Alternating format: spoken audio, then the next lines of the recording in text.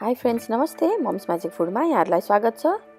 यदि हजुरहरूले हाम्रो च्यानललाई सब्सक्राइब गर्नुभएको छैन भने प्लिज सब्सक्राइब गरिदिनु होला र नयाँ नयाँ रेसिपीको नोटिफिकेसन पाउनको लागि यो बेल आइकनलाई पनि प्रेस गरिदिनु होला। आज मैले यहाँहरूलाई सजिलो तरिकाले पनिर बिरयानी बनाएर देखाउन जाँदैछु।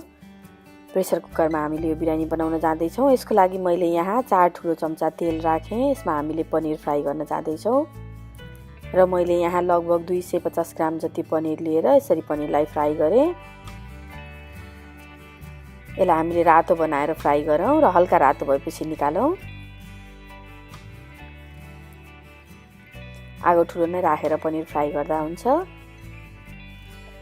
यसरी यतिको पनिर यतिको रातो रातो देखिन थाल्यो। अब यो पनिर मैले यहाँबाट निकाल्छु र यो पनिर सबै निकाल्छु। मैले पनिर निकालिसकेपछि मैले यही प्यानमा एउटा ठुलो प्याजलाई फ्राई गर्न जाँदैछु। मसिनो बनाएर काटेको छु मैले यो प्याज।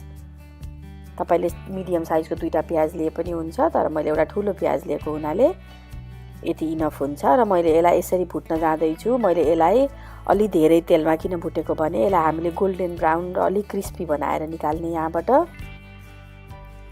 यतिको फ्राई बनाएर हामीले आगो ठुलो राखेर यसरी नै यसलाई भुटौँ र मैले यसलाई गोल्डन ब्राउन बनाएर निकाल्छु यहाँबाट।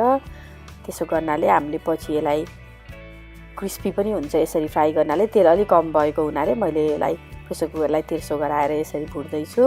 हामीले तेल चाहिँ अलिकति यो फ्राई गर्नको लागि बढी नै चाहिन्छ। त्यही भएर मैले यतिको बनाएर निकालेँ। तेल मैले थपिनँ यसमा र यसमा मैले अब 1 सानो चम्चा जिरा राखेँ। जिरा राखिसकेपछि अघि हामीले भुटेको आधा प्याजलाई यहाँ राख्यौँ। आधा हामीले राखौँ, पछि हामीले गार्निस गर्नको लागि चाहिन्छ। र यसमा मैले 1 ठुलो चम्चा अदुवा लसुनको पेस्ट पनि राखेँ। अदुवा लसुनको पेस्ट राखिसकेपछि मैले यसलाई एकछिन राम्रोसँग भुट्छु। यतिको भुटिएपछि अदुवा लसुनको पेस्ट मैले यहाँ नुन स्वाद अनुसार राखेँ। आधा सानो चम्चा बेसार पाउडर पनि राखेँ र यसलाई फेरि मैले यहाँ पकाउन जाँदैछु। यो अदुवा लसुन र बेसार राम्रोसँग भुटिसकेपछि मैले यसमा 6 वटा जति ल्वाङको दाना राखेँ र मैले यसमा 3-4 वटा जति सुकमेल पनि राखेँ। तपाईसँग छैन भने नराख्दा पनि फरक पर्दैन। मैले भने यसलाई यहाँ थोरै राखेर यसरी भुट्दैछु। अब भुटिसकेपछि मैले यहाँ जिरा धनिया 1 सानो चम्चा जिरा धनियाको धुलो राखेँ र आधा सानो चम्चा गरम मसलाको धुलो पनि राखेँ मैले यहाँ। अब यो मसलालाई मैले फेरि एकछिन भुट्छु। यतिको मसला भुटिसकेपछि मैले एउटा ठुलो टमाटरलाई मसिनो बनाएर काटेर यहाँ राखेँ।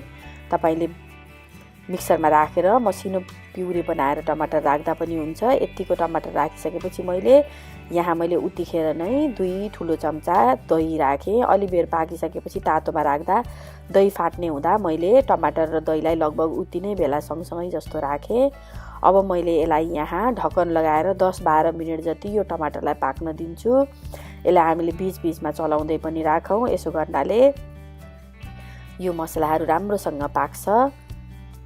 मैले यसलाई पकाउँदा लगभग यस्तो देखिएको छ। ल त्यो तेल जस्तो मसला र तेल छुट्टियो। यसरी छुट्टिसकेपछि मैले अघि नै फ्राई गरेर राखेको पनिर यहाँ मिक्स गरिदिन्छु र यो पनिर राखेर मैले यसलाई एकछिन चलाउँछु। चलाइसकेपछि मैले यसलाई लेयरिङ गर्न जाँदैछु। अब मैले यहाँ थोरै पुदिना र थोरै धनिया पनि राखेँ र अब मैले यसमा थोरै अघि नै प्याज फ्राई गरेको प्याज पनि यसको माथिबाट राखेँ।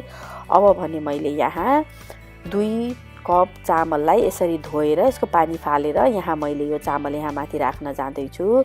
मैले कहिलेकाहीँ बिरयानी बनाउने बेलामा चाहिँ चामल पहिले नै उमालेर राख्छु। यहाँ भने मैले सिधै चामल राखेँ।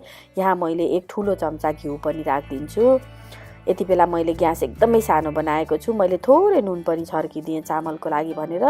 तपाईले नुन नराख्दा पनि फरक पर्दैन, तर अलिकति नुन छर्क्यो भने यसमा राम्रो हुन्छ। र मैले अलि बचेको प्याजलाई यहाँ राखेँ र अझै अलिकति धनिया र पुदिना यसको माथिबाट एड गरेँ।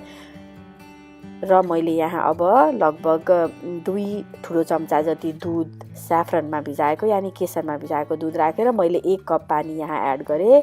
1 कप भन्दा धेरै पानी राख्नु पर्दैन किनभने अहिलेको ग्रेभीमा पनि अलिकति पानी छ। र अब हामीले सानो आगो बनाएर एकदमै सानो आगो बनाएर यो प्रेसर कुकर ढक्कन लगाएर यसलाई पाक्न छोड्देऊ र 1 सिटी लागिसकेपछि 10 मिनट जति कुरेपछि मैले यो प्रेसर कुकरको ढक्कन खोलेँ र हेर्नुस् त कस्तो राम्रो बिरयानी बनेको छ।